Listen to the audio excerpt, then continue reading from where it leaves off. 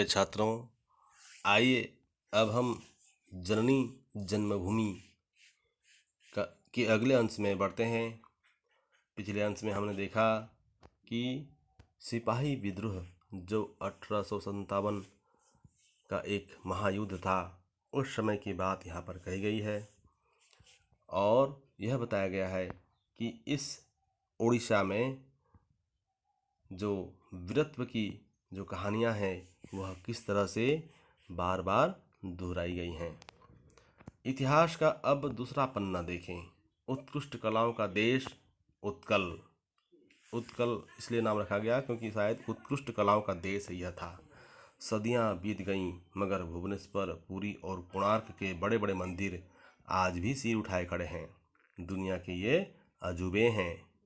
भव्य और विशाल स्थापत्य, अनेक छोटे बड़े मंदिर, हजारों नर नारी की मूर्तियाँ, विभिन्न चेष्टाओं और भंगिमाओं से मुग्ध करने वाली हाथी, घोड़े, पहिए मतलब चक्का, कमल, रथाकार मंदिर, विशाल और मनोहर नृत्य गान के माहौल, द्वारपाल दिक्पालों के पौरुष, ये सब देशी विदेशी पर्यटकों के लिए जादू के नमूने हैं।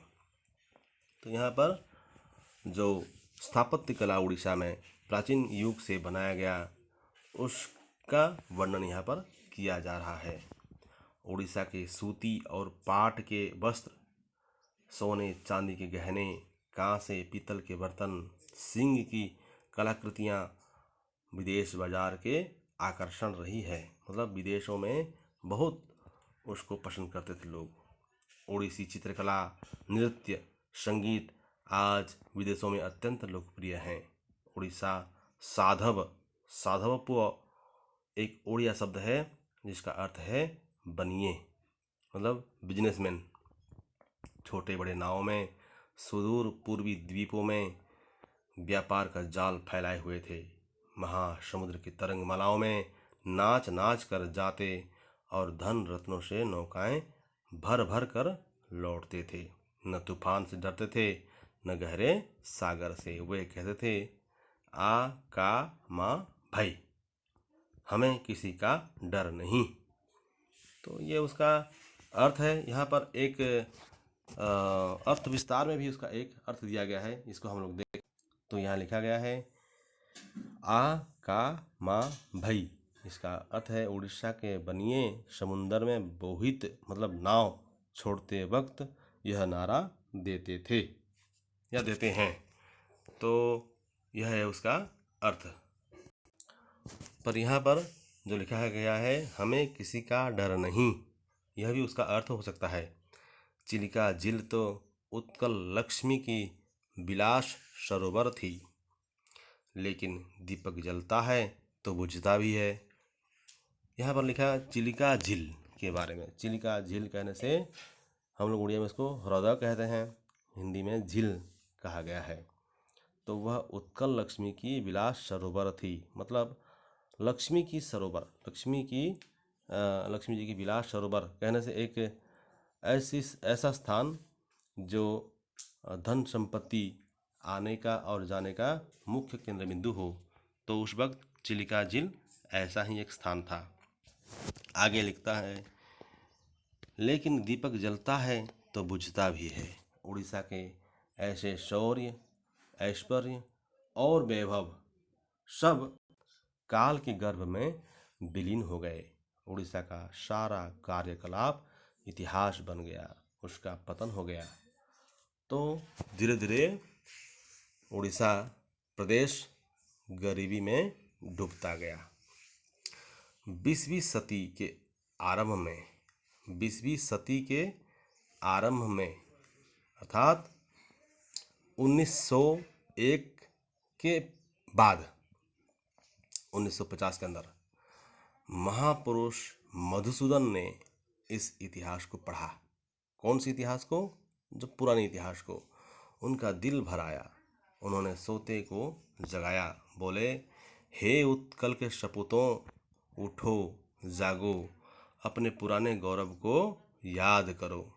तुम्हारे पूर्वजों ने गंगा से गोदावरी तक अपना राज्य फैलाया था, वह टूट बिखर गया। गजपति गौड़ेश्वर नवकोटि कर्नाट कलेबरगेश्वर की उपाधि झूठी हो गई। तुम दाने दाने के मोहताज हो गए, अब तो उठो, करो या मरो। तो इस तरह से वे उत्कल देश के या उड़ीसा प्रदेश के लोगों को ललकारते थे और वे उन्हें अपने पुराने ज़माने की जो कहानियाँ, जो इतिहास है, उसको याद करने को कहते थे।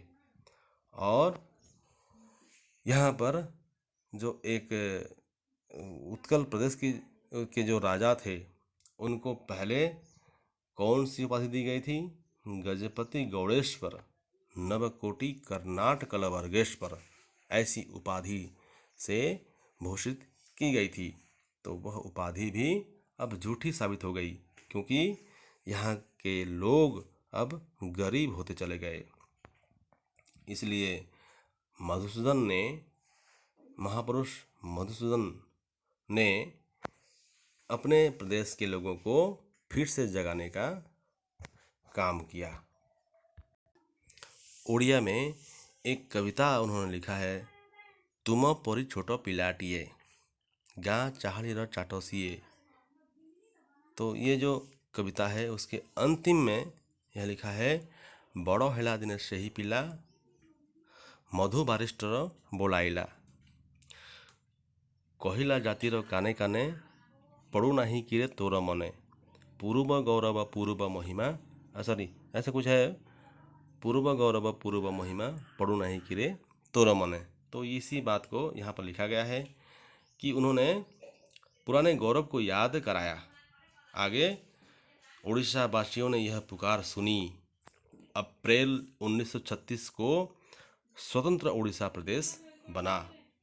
अनेक सुधी नेता काम में जुट गए, नवनिर्माण का बीड़ा उठाया, उत्कल विश्वविद्यालय स्थापित हुआ, अनेक स्कूल कॉलेज खुले, नई और तकनीकी शिक्षा का इंतजाम हुआ, इंजीनियरिंग और मेडिकल कॉलेज खुले। कुछ ही वर्षों में हजारों अमले, अफसर, शिक्षक, अध्यापक, इंजीनियर और डॉक्टर तैयार हो गए। इन योग्य व्यक्तियों ने अपने तथा बाहर के प्रांतों में काम करके नाम कमाया। हीराकुद बांध बना, खेतों की सिंचाई हुई, अनाज का पैदावार बढ़ा। राउरकेला से लोहे का उत्पादन होने लगा। सुनाबेड़ा में हवाई जहाज बनने लगे। पारादीप बंदरगाह ने नौ वाणिज्य को बढ़ावा दिया। इम्फा, नालको, जिंदल और वेदांत जैसे बड़ी बड़ी कंपनियों ने धातु द्रव्यों का उत्पादन किया। चांदीपुर और बड़माल आप लोगों के बलांगीर डिस्ट्रिक्ट में है और चांदीपुर जो है बालेश्वर, इन जगहों पर देश के लिए आधुनिक रक्षा सामग्री बनने लगे, आज भी बन रही हैं।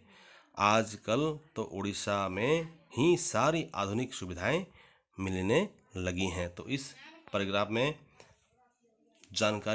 बहुत कुछ जानकारी मिलती है, जिन्हें आप लोगों को याद करना होगा। इस पैराग्राफ से अनेक प्रश्न परीक्षा में आया करते हैं। इसमें आप लोग समझ सकते हैं जो कुछ लिखा हुआ है। आगे लिखा है, सदियों बाद फिर उड़ीसा की किस्मत पलटी है। वह प्रगति के रास्ते पर आया है, दूसरे राज्यों के साथ कदम से कदम मिलाकर चल रहा है। देश की प्रगति में भी उसका योगदान बढ़ा है। यह उसके उत्थान के लक्षण हैं। हम सबको इससे लाभ उठाना चाहिए। नए उद्यमों में भागीदारी होनी चाहिए, तब उड़ीसा का नया इतिहास बन सकेगा। तो अंत में यहाँ किस तरह से उड़ीसा की किस्मत पलटी है और उसको किस तरह से हमें आगे ले जाना है, उसी बात को यहाँ बताया गया है कि देश के प्रगति में आज उड़ीसा का योगदान बहुत बढ़ा है। आज उड़ीसा के लोग विभिन्न प्रांतों में कई बड़े बड़े पदों में काम करते हैं और उन्होंने दिखा दिया है कि उड़ीसा भी पिछड़ा हुआ प्रदेश नहीं है। हम लोग भी उड़ीसा से ही रिलेशन रखते हैं। उड़ीसा हमारी जन्मभूमि है, तो हमारा यह कर्तव्य बनता है कि हम भी उड़ीसा कि इस नाम को बनाए रखें और इसको आगे ले जाने में हम मदद करें, यह हमसे हो सकता है। तो यह रहा जननी जन्मभूमि चैप्टर, और नीचे इसके शब्दार्थ दिए हैं, इसको आप लोग पढ़ें और वीडियो को रोक करके इस निबंध को बार बार समझने का प्रयास करें। इस निबंध में कोई कठिन विषय वस्तु नहीं है, बस उड़ीसा के वर्णन किया गया है, इसको आप लोग जान सकते हैं। और यहाँ पर अर्थ विस्तार नामक टॉपिक के अंदर जो जो कठिनाई है इसको भी समाधान कर दिया गया है। तो मुझे आशा है कि इस पाठ को आप समझे होंगे। नीचे जो प्रश्न उत्तर है इसको भी आप लोग अपने मन से कर पाएंगे और परीक्षा में भी जो प्रश्न आते हैं उसका भी आप लोग समाधान कर पाएंगे। ऐसी आशा और विश्वास के साथ मैं यहाँ रुकता हूँ। धन्यवाद।